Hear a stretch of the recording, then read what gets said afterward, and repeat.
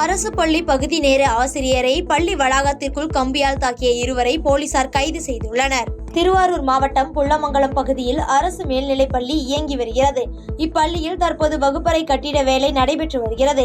இந்த நிலையில் இன்று காலை பள்ளியில் வழிபாட்டு கூட்டம் நடைபெறும் போது டிராக்டர் மூலம் பொருட்களை இறக்குவதற்காக ஒப்பந்த நிறுவனத்தில் பணிபுரியும் சூப்பர்வைசர் சக்திவேல் மற்றும் ஓட்டுநர் முருகன் ஆகியோர் பள்ளி வளாகத்திற்குள் வந்துள்ளனர். அப்போது அந்த பள்ளியில் பெற்றோர் ஆசிரியர் கழகம் மூலம் பகுதி நேர ஆசிரியராக பணிபுரியும் சிவா என்கிற விலங்கியல் ஆசிரியர் வழிபாட்டு கூட்டம் முடிந்தவுடன் டிராக்டரை உள்ளே எடுத்து வரலாம் என்று கூறியுள்ளார். இதில் ஆசிரியருக்கும் இவர்களுக்கும் வாக்குவாதம் முற்றி சக்திவேல் மற்றும் முருகனும் இரும்பு கம்பியால் ஆசிரியரை தாக்கியுள்ளனர். இதில் பலத்த காயமடைந்த ஆசிரியர் திருவாரூர் அரசு மருத்துவக் கல்லூரி மருத்துவமனையில் சிகிச்சை பெற்று வருகின்றனர். மேலும் தாக்குதல் நடத்திய இருவரை போலீசார் கைது செய்துள்ளனர்.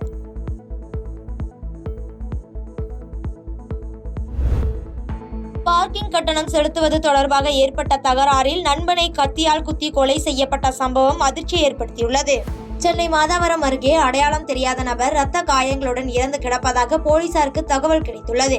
இத்தகவலின் பேரில் போலீசார் சடலத்தை மீட்டு விசாரணை மேற்கொண்டு வந்தனர்.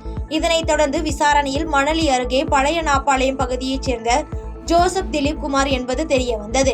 மேலும் கொலை செய்யப்பட்ட ஜோசப் தாயார் கொடுத்த புகாரில் சந்தேகத்திற்கிடமாக ஜோசப் உடைய நண்பர் ஜெயம் என்பவரை பிடித்து விசாரணை மேற்கொண்டனர்.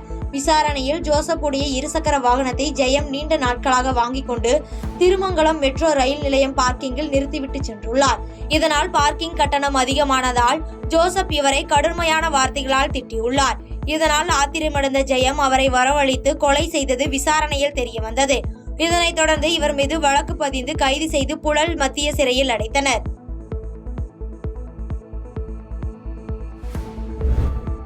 புதுக்கோட்டை சத்தியமூர்த்தி நகரில் உள்ள தனியார் திருமண மண்டபத்தில் நாம் தமிழர் கட்சியின் கலந்தாய்வு கூட்டம் நடைபெற்றது.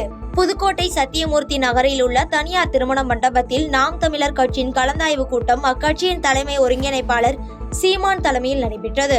இதன் முன்னதாக இரட்டைமலை சீனிவாசன் நினைவு நாளையொட்டி அவரது உருவப்படத்திற்கு மலர் தூவி மரியாதை செலுத்தினார். இதன் முன்னதாக செய்தியாளர்களை சந்தித்த அவர் 2026 தனித்துதான் போட்டியிட போவதாகவும் விஜய் அம்பேத்கருக்கும் பெரியாருக்கும் மாலை போட்டதை வரவேற்கிறேன் என்றும் விஜய் அரசியலுக்கு வருவதால் எங்களுக்கு எந்த பாதிப்பும் இல்லை என்றும் எங்களால் தான் மற்றவர்களுக்கு பாதிப்பு என்றும் தெரிவித்தார். முன்னாடி பிறந்துட்டேங்கிறதுக்காக என்னையே முச்சந்தில் வச்சு நீங்க எல்லாரும் அடிச்சுக்கிட்டு இருக்கிறது நல்லா இல்ல. இது மாதிரி ஒரு தடவை என் தம்பி கட்சி தொடங்கின பிறகு உங்களை சந்திக்கும் போது இந்த கேள்வி கேளுங்க. நீங்க உங்க அண்ணனோட கூட்டணி வைப்பீங்களா? நீங்க இதை எத்தனை தடவை என்கிட்ட கேட்டீங்க? ஒரு தடவையாவது அவர்கிட்ட கேட்குறீங்களா? இல்லை கொடி அறிமுகத்துல கேட்டீங்களா?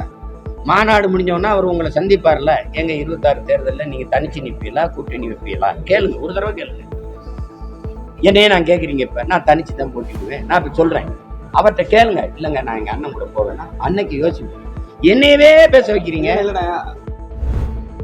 நாகையில் மீன்வள பல்கலைக்கழகத்தில் 300க்கும் மேற்பட்ட மாணவ மாணவிகளுக்கு தமிழக ஆளுநர் ரவி பட்டங்களை வழங்கி கௌரவித்தார். நாகை அடுத்த நாகூரில் உள்ள தமிழ்நாடு டாக்டர் ஜே ஜெயலலிதா மீன்வள பல்கலைக்கழகத்தின் 9வது பட்டமளிப்பு விழா இன்று நடைபெற்றது. இதில் தமிழக ஆளுநர் ரவி பங்கேற்று மீன்வள இளங்கலை முதுகலை முனைவர் பட்டம் பெற்ற 300க்கும் மேற்பட்ட மாணவ மாணவிகளுக்கு தங்க பதக்கங்கள் மற்றும் பட்டங்களை வழங்கி கௌரவித்தார்.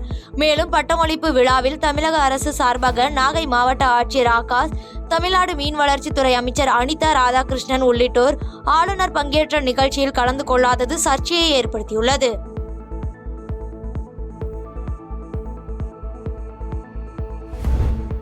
துணை முதலமைச்சர் குறித்து எந்த முடிவாக இருந்தாலும் முதல்வர் தான் எடுப்பார் என அமைச்சர் உதயநிதி ஸ்டாலின் பேட்டியளித்துள்ளார். காஞ்சிபுரத்தில் செப்டம்பர் 28ஆம் தேதி திமுக பவள விழா பொதுக்கூட்டம் நடைபெற உள்ளது. இந்நிலையில் இந்த கூட்டம் தொடர்பாக திமுக தலைமையகமான அண்ணா அறிவாலயத்தில் தமிழக முதலமைச்சர் மு.க. ஸ்டாலின் அக்கட்சியின் மூத்த தலைவர்களுடன் ஆலோசனை மேற்கொண்டார். இந்த ஆலோசனை கூட்டத்தில் அமைச்சர்கள் கே.என். நேரு, ஏவா வேலு, பொன்முடி உள்ளிட்டோர் கலந்து கொண்டனர். இதன் பின்னர் அமைச்சர் உதயநிதி ஸ்டாலின் செய்தியாளர்களை சந்தித்தார். அப்பொழுது பேசிய அவர், துணை முதலமைச்சர் குறித்து எந்த முடிவாக இருந்தாலும் முதலமைச்சர் தான் எடுப்பார் என்றும் முழுக்க அது முதலமைச்சரின் முடிவுதான் என்றும் அமைச்சர் உதயநிதி ஸ்டாலின் பேட்டியளித்துள்ளார். முதலமைச்சர் முடிவெடுப்பாருங்க, நீங்க முடிவெடுக்காதீங்க. தொண்டர்கள் விருப்பத்தை தெரிவிச்சிருக்கிறாங்க.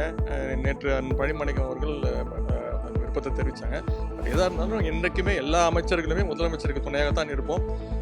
இது வந்து முழுக்க முதலமைச்சருடைய தனிப்பட்ட முடிவு. 2024 சட்டமன்ற தேர்தலில் அதிமுக வெற்றி பெறும் என முதலமைச்சர் மு.க. ஸ்டாலின் தெரிவித்துள்ளார். 2024 சட்டமன்ற தேர்தலில் அதிமுக வெற்றி பெறும் என முதலமைச்சர் மு.க. ஸ்டாலின் தெரிவித்துள்ளார். 2024 சட்டமன்ற தேர்தலில் அதிமுக வெற்றி பெறும் என முதலமைச்சர் மு.க. ஸ்டாலின் தெரிவித்துள்ளார். ஆண்டிப்பட்டி அருகே காட்டுப்பகுதியில் சட்டவிரோதமாக விற்பனைக்கு மறைத்து வைக்கப்பட்டிருந்த 253 மது பாட்டில்களை காவல்துறையினர் பறிமுதல் செய்தனர். தேனி மாவட்டம் ஆண்டிப்பட்டி அருகே உள்ள உசலம்பட்டி கிராமத்தின் காட்டுப்பகுதிகளில் சட்டவிரோதமாக மறைத்து வைத்து அதிகாலை முதலே மது விற்பனை நடைபெறுவதாக கண்டமனூர் காவல்துறையினருக்கு ரகசிய தகவல் கிடைத்துள்ளது. இதையடுத்து காட்டுராஜா என்பவருக்கு சொந்தமான காட்டுப்பகுதியில் மது பாட்டில்கள் மறைத்து வைக்கப்பட்டிருந்தது தெரிய வந்தது. இதையடுத்து காட்டுப்பகுதியில் இருந்து 253 மது பாட்டில்களை பறிமுதல் செய்த போலீசார் தப்பி ஓடிய 2 பேரை தீவிரமாக தேடி வருகின்றனர். பாதகம் செய்பவரை கண்டால் நாம் பயங்கொள்ளலாகாது பாப்பா, மோதி மிதித்து விடு பாப்பா, அவர் முகத்தில் உமிழ்ந்து விடு பாப்பா. அண்மை செய்திகளை உடனுக்குடன் தெரிந்து கொள்ள இணைந்திருங்கள் இயம்நாடு தொலைக்காட்சியுடன்.